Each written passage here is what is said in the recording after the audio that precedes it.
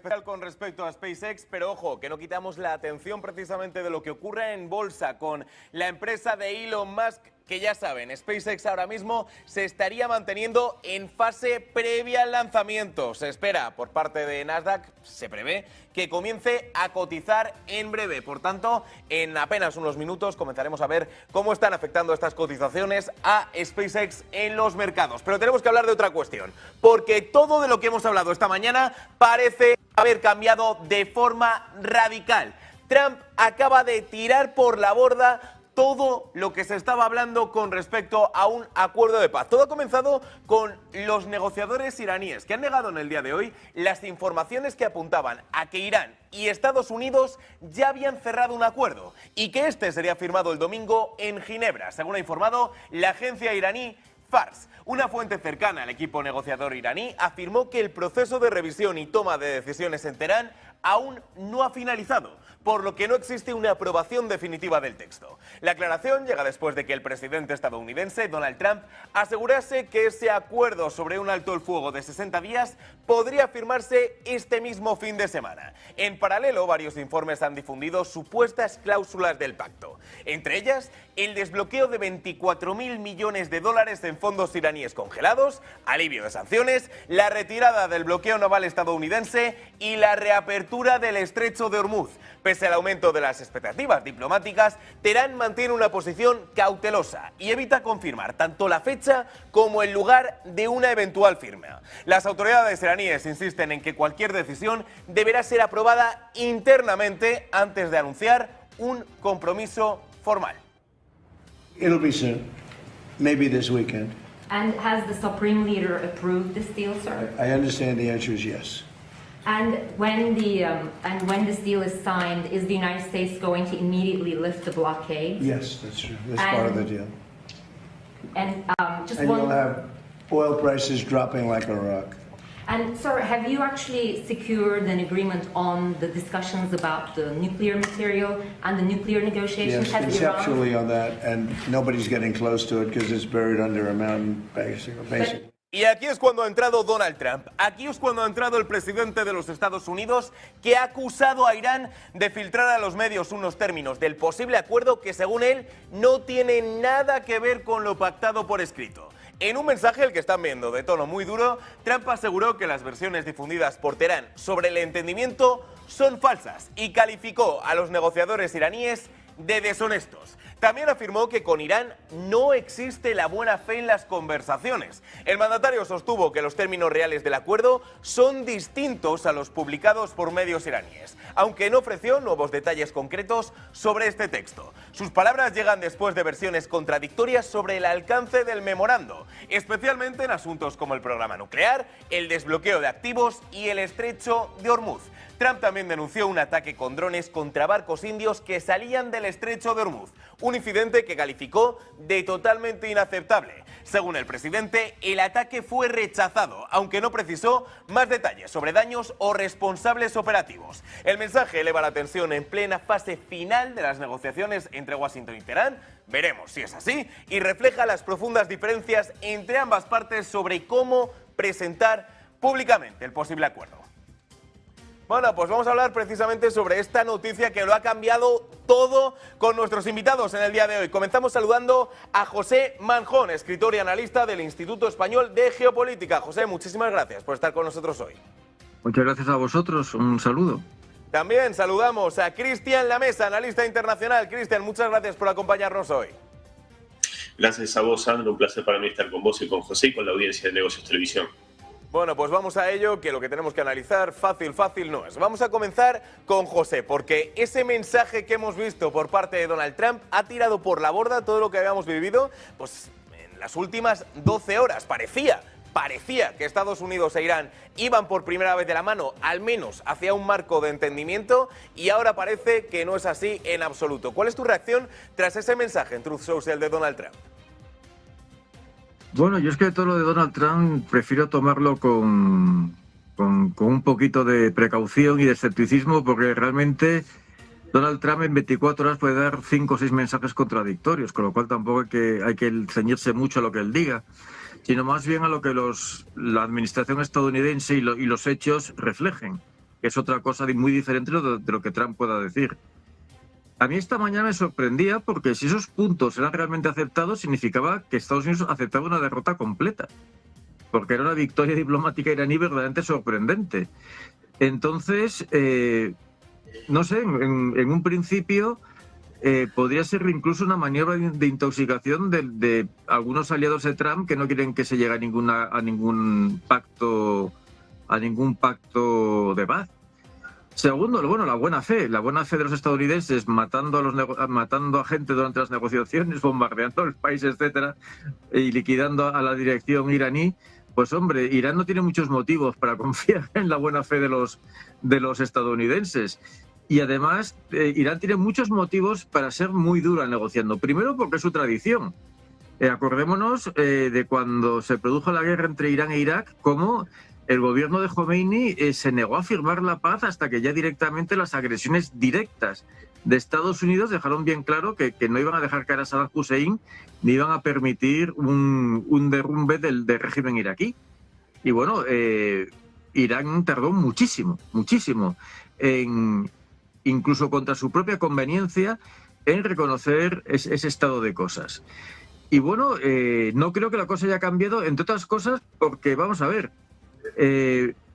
los americanos han matado a buena parte de la gente que quería negociar con ellos.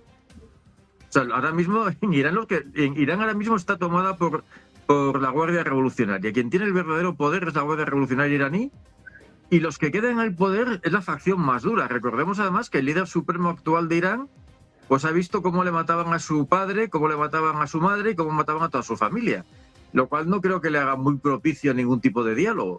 Y desde luego difícilmente puede esperar algo peor de los estadounidenses lo que ya ha recibido. Y bueno, y luego otra cosa importante es que Irán ahora mismo tiene la sartén por el mango, no la tiene Estados Unidos.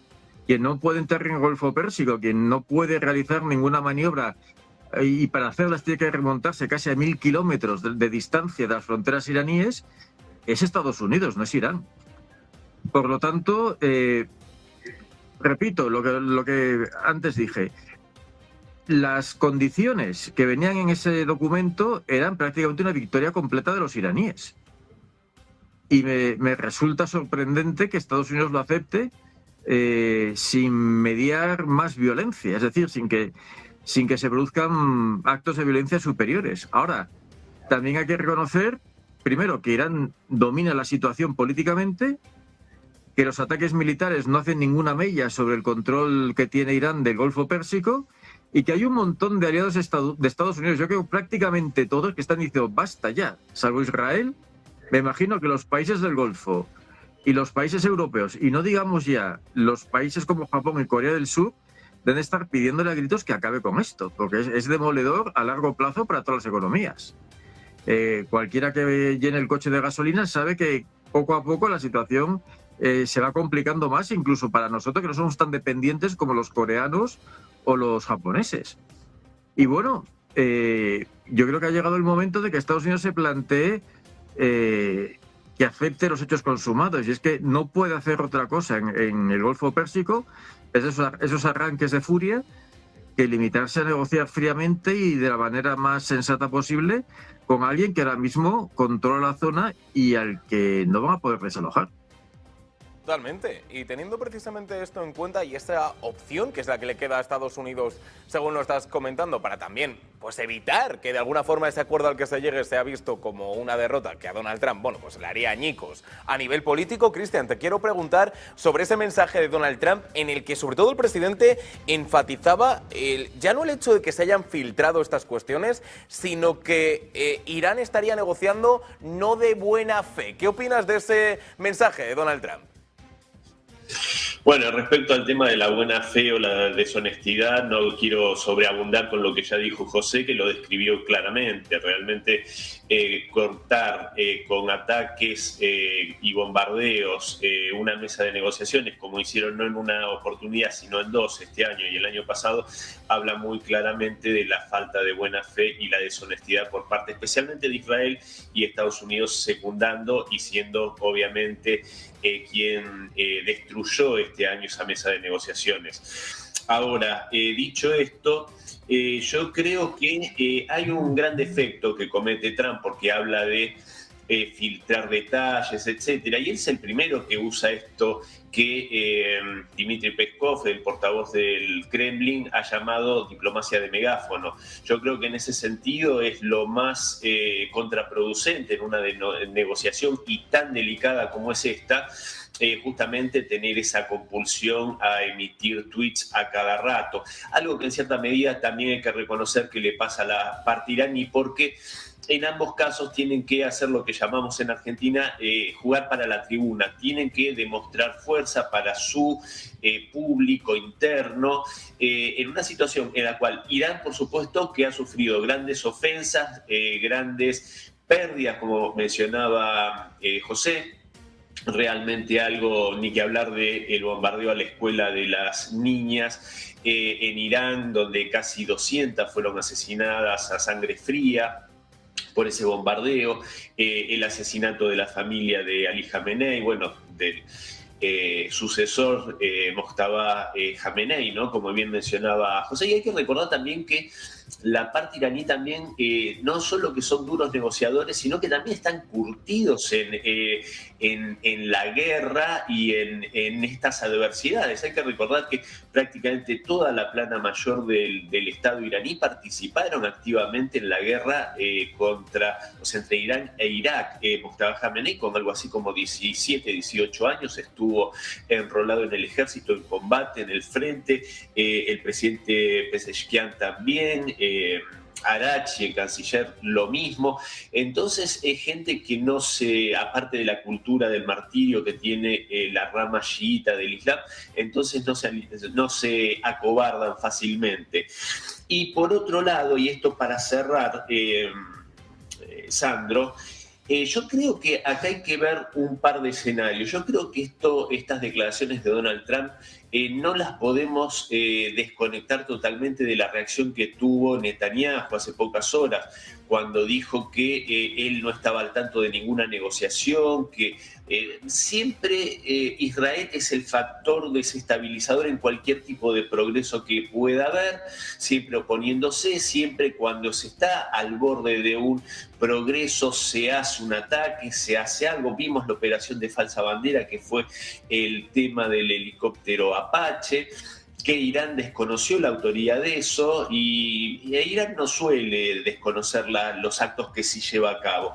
Entonces yo no descartaría que haya sido real esto como una hipótesis, que haya sido real, es más, que esté cerca algún tipo de trato, pero sabiendo esto tengan que digamos, bajarle la intensidad para evitar justamente que Israel haga algo que lleve a una nueva escalada, no ocultar los progresos. Y en este sentido, y con esto cierro, yo también creo que no podemos desconocer que el que está en cierta medida al frente de esto es Vance, que es alguien que sabemos que se opuso desde el minuto cero a esta guerra con Irán y también ha sido denunciado, entre comillas, denunciado por algunos medios israelíes que supuestamente le había brindado ayuda a Irán a través de Turquía, que yo no creo que haya sido así, pero sí que Vance, sin duda, teniendo una sensibilidad mayor que Trump para lo que son los intereses de Estados Unidos, esté buscando los medios para realmente salir de esta situación a la cual, reitero, como dije muchas veces, Trump parece no estar encontrándole una salida elegante que lo deje bien parado frente a su público. Es la gran cuestión, que Donald Trump efectivamente, independientemente de si está en una operación huida o si está jugando, como decías, con la tribuna para intentar mostrar esa imagen de fortaleza, lo que parece claro es que el presidente de los Estados Unidos quiere salir del conflicto. Y atención a lo que está diciendo Fox News en estos momentos, que asegura que las propuestas de Estados Unidos para que ese acuerdo de paz se complete serían las siguientes según Donald Trump: que el material nuclear sea destruido y eliminado, que el programa nuclear de iraní sea desmantelado, que no se liberen fondos hasta que se lleven a cabo los términos del acuerdo, que el estrecho de Hormuz esté abierto y sea completamente gratuito y finalmente que Irán no pueda financiar grupos terroristas. Es la información que se está manejando ahora por parte de la Fox News según el propio presidente de los Estados Unidos. Bueno, pues precisamente, José, hemos lanzado esos 5 puntos que según Fox News serían los que buscaría Donald Trump. ¿Qué opinas de esos 5 puntos? Y quiero que de alguna forma, comparando también con lo que estaba pidiendo Irán en las últimas horas, ¿dónde crees que están los grises? ¿Dónde crees o cuáles crees que son las cuestiones que se pueden solucionar más rápidamente y las que pueden conllevar más dificultades por esa discrepancia entre Trump e Irán? Bueno, como dice Cristian, Trump no tiene salida elegante, para empezar, porque ha perdido. Y cuando pierdes, las salidas elegantes son muy difíciles de encontrar. Yo creo que el tema nuclear es quizá, por decirlo de alguna manera, el comodín del que se puede servir Trump. Es decir, frenar el programa nuclear iraní sería considerado como una victoria. Digo frenarlo, porque no creo que lo paren nunca. Es un proceso que además se inició curiosamente con las bendiciones en los años 70 de Alemania, de Francia y de Estados Unidos. Recordemos que los primeros reactores los hizo el Shah Reza Pahlavi y fue la República Islámica las que los frenó. Pero en realidad el inicio del programa nuclear iraní es occidental. No creo que Irán se permita el lujo de renunciar al programa nuclear por una cuestión. Tener la bomba atómica y tener armamento nuclear es la mejor forma de disuadir a Estados Unidos de que te ataque. Corea del Norte vive pacíficamente porque tiene armamento nuclear. Y por lo tanto no creo que Irán renuncie. Y además, por otro lado, recordemos que, por ejemplo, nos dicen que Irán deje de financiar grupos terroristas, que han estado financiando grupos terroristas a porrillo en todo el Oriente Medio y Estados Unidos. Todos los atentados terroristas que se han producido en territorio iraní han sido pagados por Estados Unidos. Entonces, bueno, ¿de qué estamos hablando? Por eso no creo que esto tenga mucha más continuidad que el lanzar unas cuantas salvas al aire. Sí creo que los grises pueden estar en el programa nuclear. Quizá en la reducción a un uso pacífico, que los iraníes se resignen a tener un uso pacífico de la energía nuclear, pero no creo que renuncien a ella. No creo que renuncien de ninguna manera. Primero, porque ya les ha costado demasiado y ya han sacrificado demasiado por ella, con lo cual yo creo que van a continuar. Y en segundo lugar, lo he dicho antes, disponer de armamento nuclear es una muy buena forma de frenar a Estados Unidos. En las demás circunstancias, bueno, Irán tiene bloqueados una serie de fondos que exige que se le devuelvan, y por otro lado también Irán es un país hipersancionado, no llega a las colosales sanciones de Rusia, pero por ahí se anda. Entonces, me imagino que Irán exigirá levantamiento de las sanciones y, pues eso, la devolución de sus fondos. Y probablemente también relacionado con esto esté la apertura del estrecho de Hormuz. Hormuz está bajo control iraní y si Occidente lo quiere abierto, pues tendrá que ceder. Yo no creo el paso gratuito podría concederse porque lo ha tenido siempre, pero evidentemente si quieren paso gratuito de alguna manera tendrá que compensar a los iraníes. Y yo creo que los fondos secuestrados y las sanciones pues serían una de esas bazas de negociación.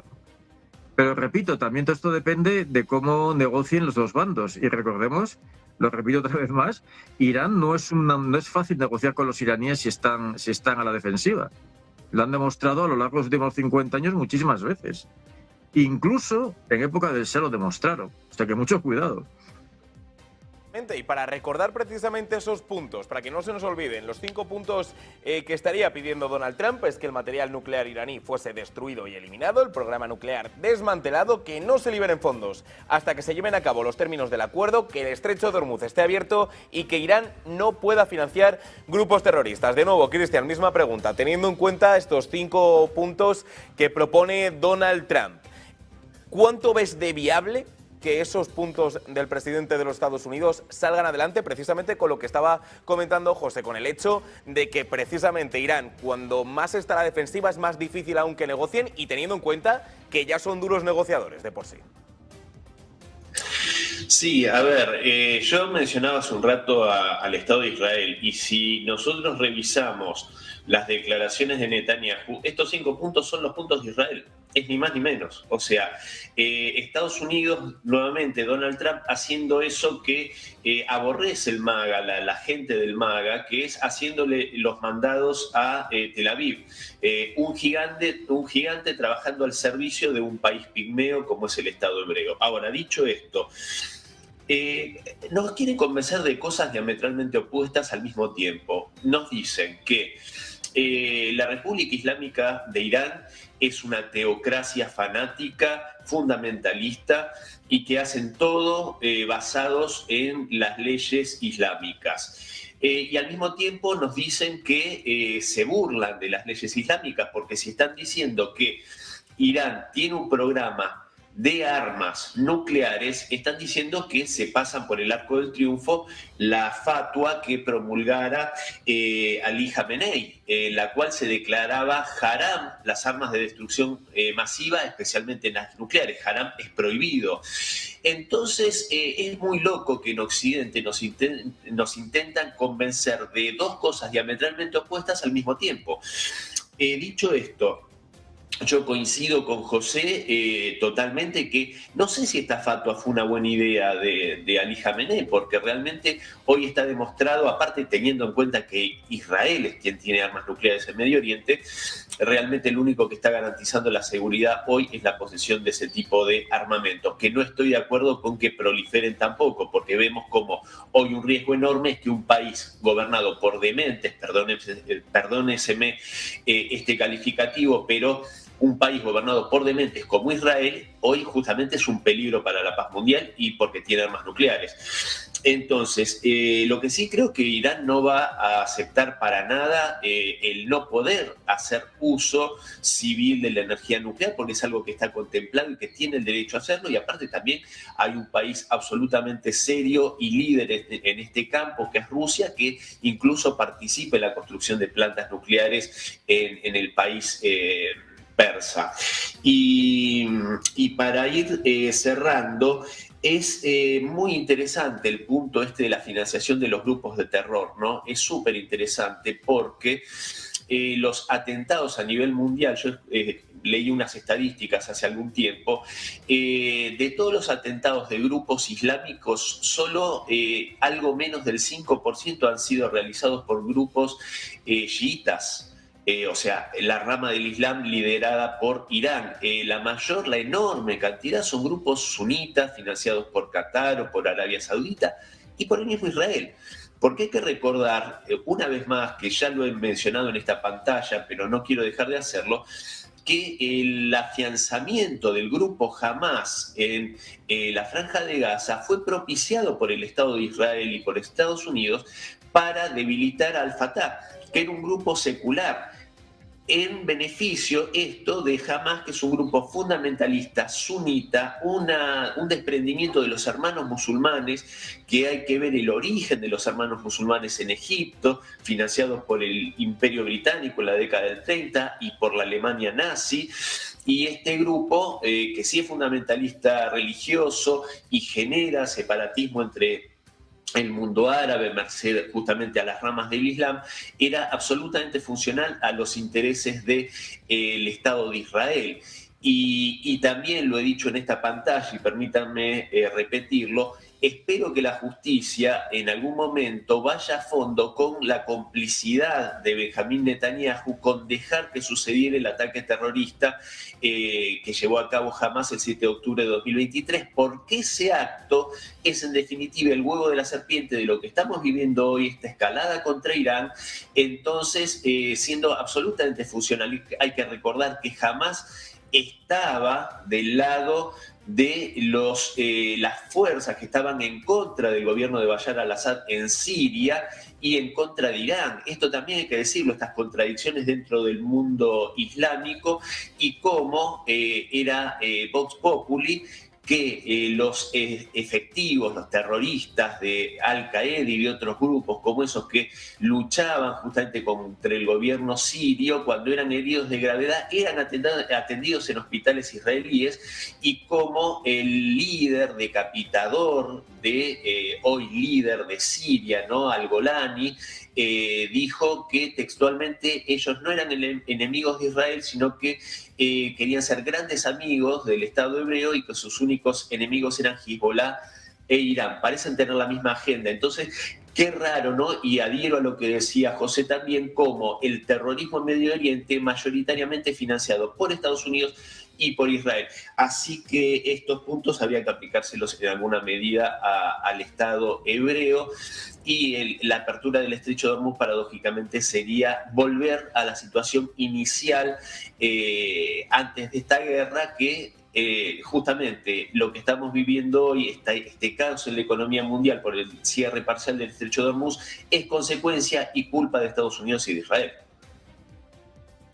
Ahora en profundidad a ambos sobre Benjamín Netanyahu, pero hasta ese momento, que será nada, en apenas un minuto, tengo que daros una noticia de última hora, porque seguimos conociendo versiones de Estados Unidos, declaraciones de Estados Unidos sobre lo que puede ocurrir de cara a ese acuerdo de paz, esta vez no de boca de Donald Trump, sino de boca del secretario de Energía de los Estados Unidos, que ha afirmado que aproximadamente 7 millones de barriles de petróleo al día salen del Golfo Pérsico. Todo mientras además el propio secretario ha asegurado que las sanciones contra Irán podrían levantarse parcialmente si se llega a un acuerdo. Sí que es cierto que en este caso el secretario estaría confirmando precisamente las palabras por parte de Donald Trump, afirmando que las sanciones se podrían ir levantando, de nuevo es un tono condicional, si se acaba llevando a ese acuerdo.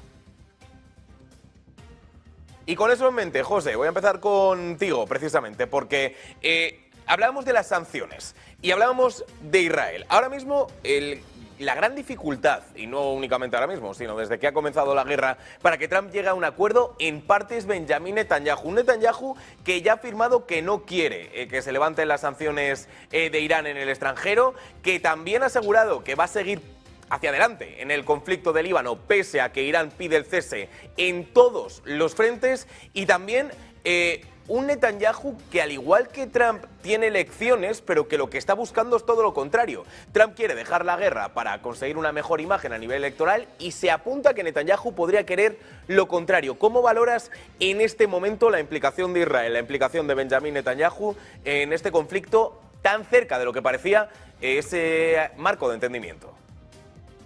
Pues es esencial. Recordemos que los ataques a Irán no son una iniciativa de Trump, son una iniciativa del gobierno israelí, que logró convencer a Trump y de todo el entorno que rodea a Trump. Entonces, en ese aspecto, evidentemente, la posición de Israel es casi más importante que la del propio Trump. Recordemos que, además, Israel lo tiene muy fácil para boicotear las relaciones. Simplemente que se ponga a bombardear el Líbano y ya está, ya no hay negociaciones. Tenemos que recordar a nuestros espectadores que la relación entre los chiitas del Líbano y los persas chiitas, o los iraníes chiitas, es muy íntima. O sea, son dos piezas prácticamente, y si no fuera por el lenguaje y la geografía, serían prácticamente el mismo pueblo.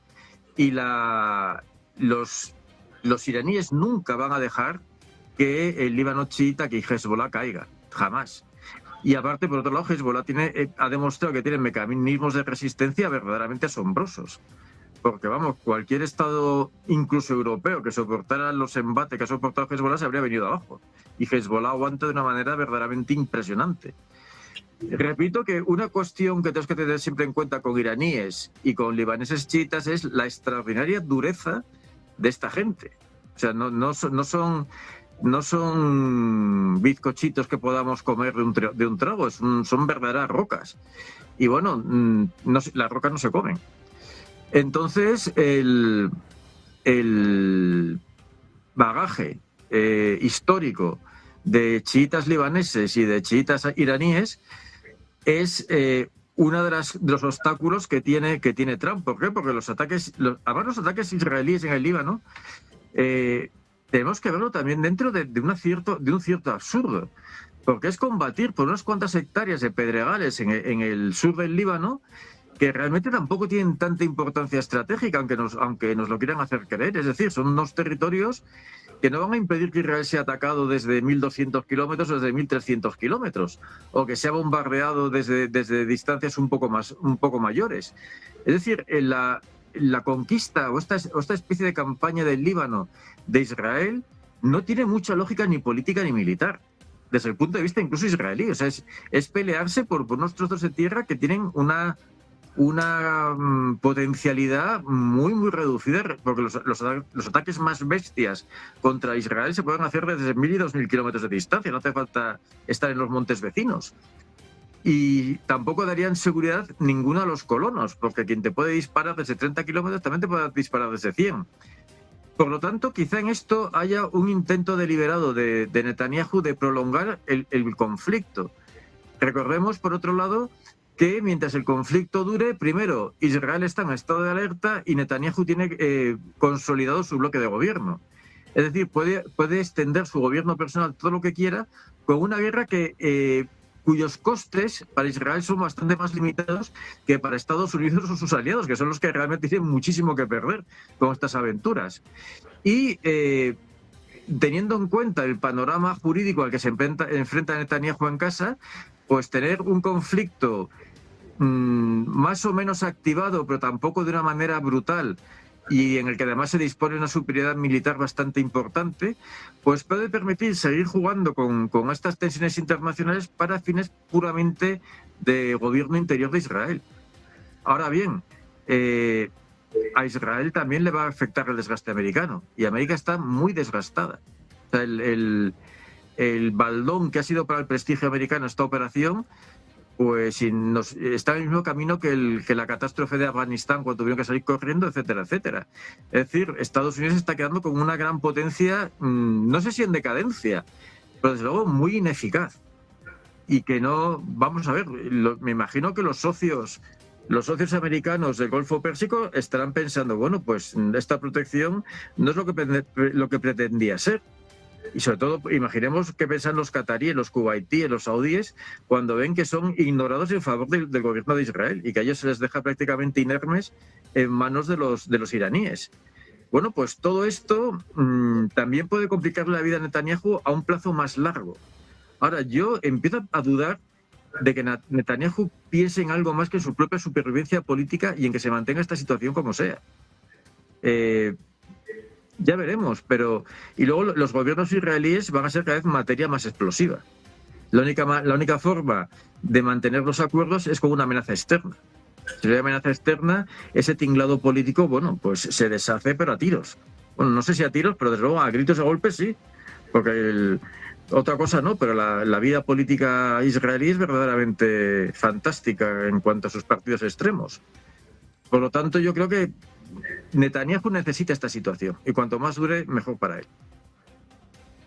Estamos hablando de los movimientos que estaba haciendo también de cara a esas elecciones y también a ese estado de alerta en el que decías que mientras esté durando, Netanyahu tiene su bloque y con eso va a seguir gobernando. Decía precisamente el New York Times que Netanyahu estaba intentando hacer como una especie de operación flash, una operación relámpago, para poblar partes de la Cisjordania ocupada, que ahora mismo, pues como decías, que es territorio que desde este punto no se va a atacar de forma, no va a influir realmente en la capacidad de ataque hacia Israel, y que sin embargo el foco de Benjamin Netanyahu estaba puesto precisamente en ese punto, sobre Israel.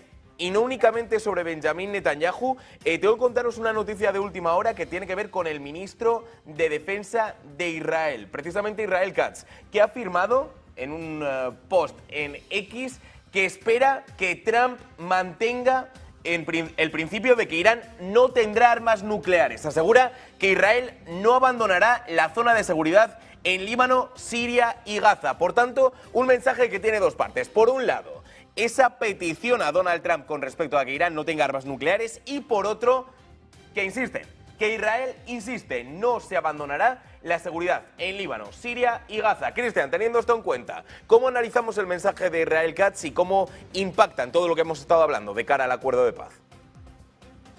Es seguir fortaleciendo su posición a base de mentiras. Ya no quiero ahondar más, pero ya me expresé en la parte anterior respecto a el tema de las armas nucleares e Irán. Es una fantasía que Benjamín Netanyahu viene repitiendo desde literalmente el siglo pasado, en todos los ámbitos que puede. Ya dijo hace poco que esta situación es la que había soñado hace más de 30 años, ¿no? Llevar a Estados Unidos a una guerra contra Irán. Entonces realmente, vuelvo a repetir, está desgraciadamente Israel está gobernado por una élite política totalmente demente, mesiánica, supremacista y profundamente racista, y no tienen ningún empacho en hacer las peores cosas. Lo triste es que el mundo, especialmente el occidente colectivo, parece tener una doble vara de medir en la cual no le aplican ninguna sanción, nada efectivo, como para tratar de evitar lo que está haciendo. Vos mencionabas el tema de Cisjordania. Los colonos están haciendo actos de verdadero terrorismo contra la población civil, musulmana y cristiana, quemándole sus viviendas, quemándole los vehículos con los que trabajan, gente que justamente está trabajando, haciendo todo tipo de acoso contra mujeres. Esto se ha documentado, esto está filmado, no lo digo solamente yo. Entonces, realmente hay una política de pogromos, de generar terror en la población civil para que tenga que ni más ni menos que irse. Yo sinceramente no creo que esto esté fuera de las manos de la élite política, de los planes, la masacre que están llevando a cabo en el Líbano contra la población civil, sabiendo, como bien decía José, que este vínculo tan estrecho entre el Líbano e Irán, entre justamente la población chiita, hace que Irán no se pueda desentender de este tema. Entonces es mantener la llama de la guerra prendida, esa llama que yo decía que en alguna medida no es que todo el conflicto de Medio Oriente empezó el 7 de octubre de 2023, pero sí fue algo funcional a los intereses. Hay que recordarle la posición previa de Netanyahu, la posición política previa, puertas para adentro de Israel, en lo político por sus casos de corrupción, y cómo esto les sirvió para llevar adelante todo esto y perpetuarse y mantenerse en el poder. Y lo del 7 de octubre vuelvo a repetirlo porque hay que recordar que ese ataque terrorista fue prevenido por el ministro de Seguridad de Egipto y también por las guardias fronterizas israelíes, y los altos mandos no dieron ninguna respuesta, y no solo eso, sino que dieron prácticamente libre a la mayoría de las guarniciones, o sea, les dieron asueto a la mayoría de las fuerzas militares, de los soldados que estaban en los cuarteles de la región, de la parte sur, cerca de Gaza. Esto favoreciendo lo que sucedió, que un grupo en motitos y parapentes hicieran la masacre que hicieron para justamente justificar esta guerra, la destrucción, la masacre en Gaza, etc. Y estas operaciones, a mi modo de ver, que está llevando a cabo Israel en el sur del Líbano, más que un efecto práctico, que coincido con lo que decía José, pero sí creo que tienen un efecto simbólico, que es muy importante para la élite política israelí. Es ese efecto simbólico que tiene que ver, como yo decía antes, con este supremacismo, este mesianismo que parecen encarnar. Y esto yo lo sustento en que es realmente muy, muy grosero todo lo que hace.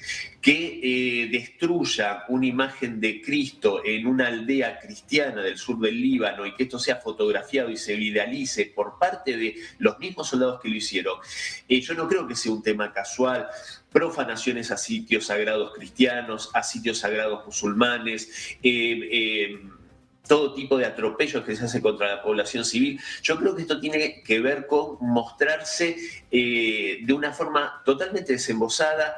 Ya no tiene ningún prurito y quiere mostrarse así, si no, no haría las cosas que hace Itamar Ben-Gvir, si no, no diría las cosas que dice Israel Katz cuando dice que van a matar toda la familia del líder supremo iraní, o sea, como si una supuesta culpa se trasladase a la familia o a un pueblo. Bueno, quieren tener esa lógica de que en alguna medida llevaba a cabo el Antiguo Testamento. Se creen herederos de esas prácticas y yo creo que en ese sentido es gente muy peligrosa. Lo vemos con Smotrich, repito, lo vemos con Ben-Gvir.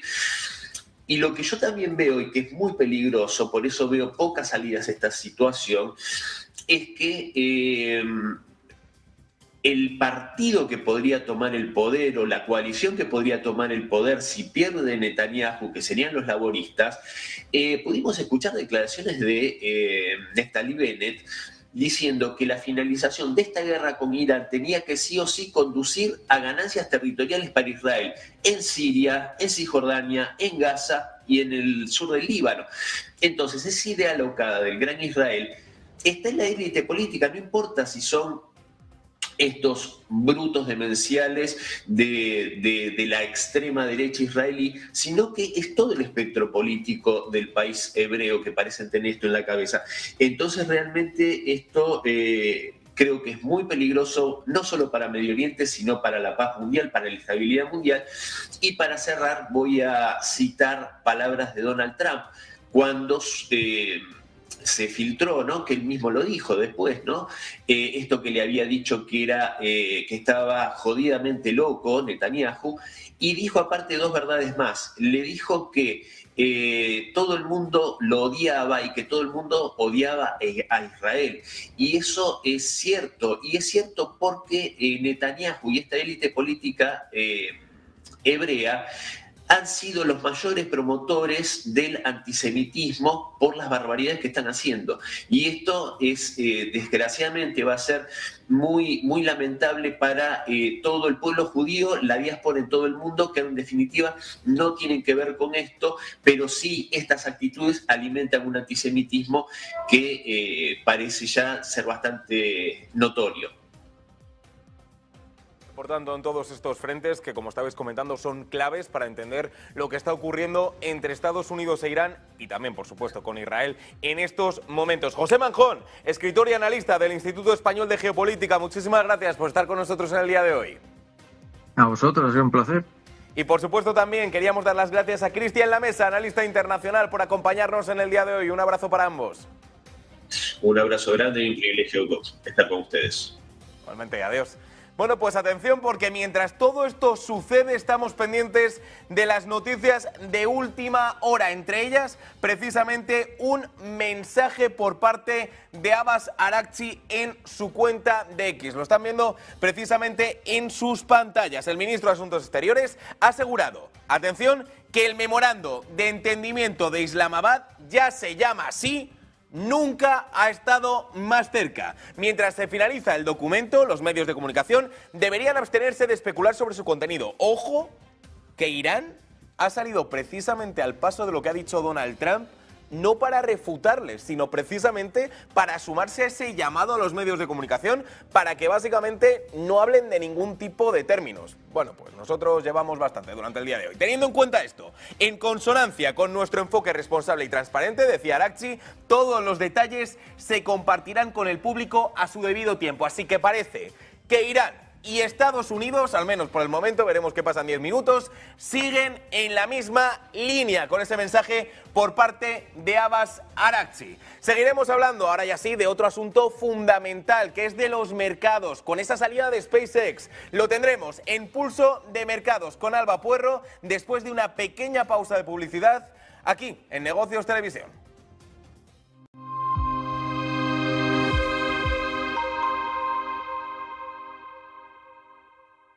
Se han cepillado una séptima parte del dinero que había, eran 700.000 millones, se han cepillado 100.000 millones y han tenido que